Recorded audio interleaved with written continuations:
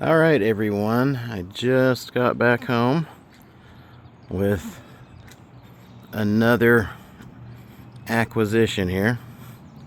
This is a 78 C10 Silverado. All original. I am the third owner.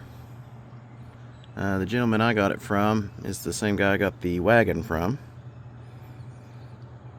It is an auto and factory AC truck.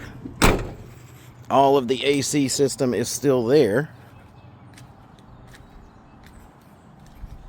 And it actually runs really well. I've got to clean out the tank and go through the brakes, and then this should be ready to drive. So stay tuned.